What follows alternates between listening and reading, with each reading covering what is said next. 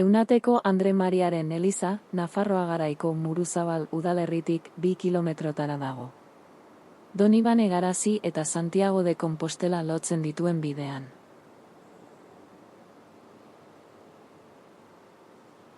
Nafarroan bide honen ikurretako bat Orreaga da. Orreagako arkitekturak jatorri funtzionala izan zuen, ibiltariei eta erromesei harrera emateko. Horrela, kalitate handiko eraikinak egin zituzten. 13. mendeko kolegiata bereziki.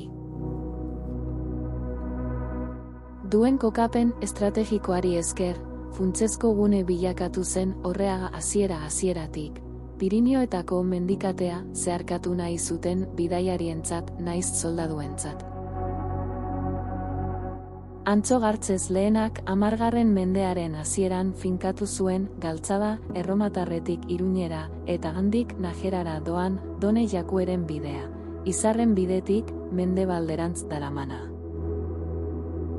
Bide honetan Muruzabalen dagoen Eunatekin batera Obanos eta Garez ezagutuko ditugu.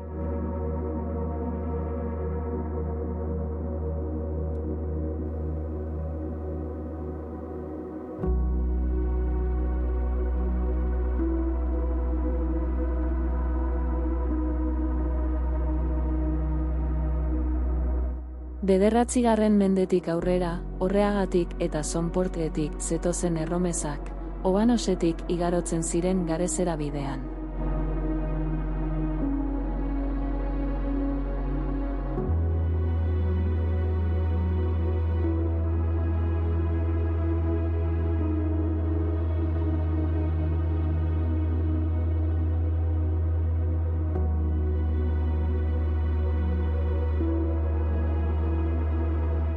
Eunateko Santa Maria eraikin erromanikoa da, 12. mendekoa eta jatorri ezezagunekoa. Lehenik eta behin, tenplarioei egotzi izan zitzaien bere arkitektura formengatik. Oinplano oktogonal inperfektua eta kapitel apainduak zituen 33 arkuz osatutako galeria batez inguratua.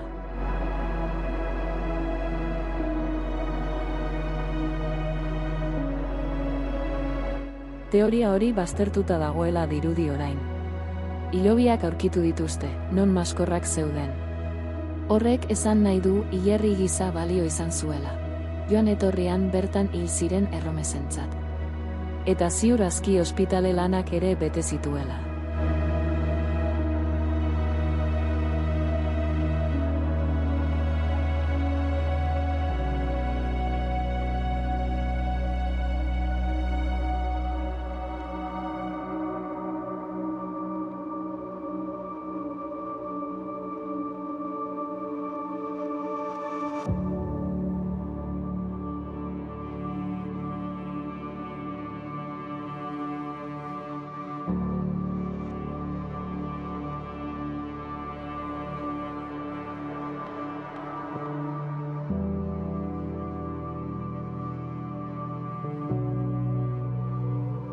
Era berean, elizaren eraikuntzan lan egin zuten argin batzuen markak ere agertzen dira.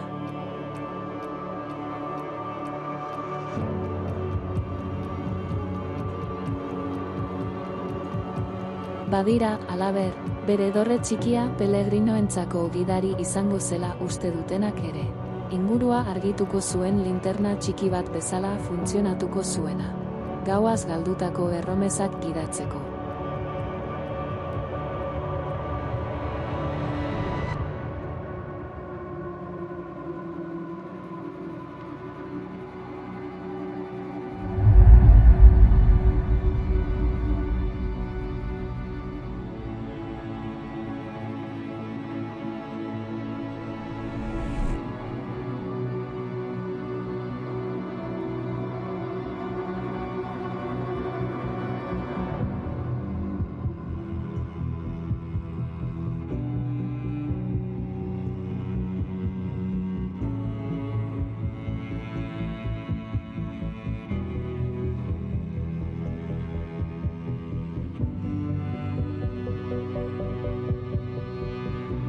Eta azkenik Garezera iritsiko gara.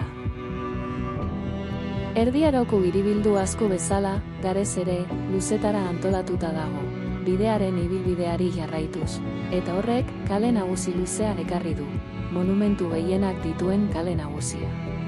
Sarrera bertan, gurutzearen elizak bi nabe gordetzen ditu bere arkitekturan. Bata erromanikoa eta bestea ogibala eta 14. mendeko gurutze errenano interesgarri bat dauka. Kale nagusian jarraituz, Santiago Eliza aurkituko dugu.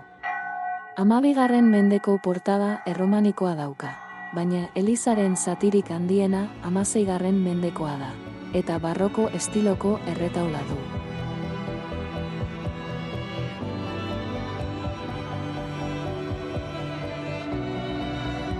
Eta kalearen amaieran, ibaia gurutzaten laguntzen duen zubi erromanikora iritsiko gara. Tradizioak dio 11. mendean Nafarroako erregina anonimo batek eraiki zuela, baina gaur egun hipotesi bat baino gehiago daude bere jatorriari buruz.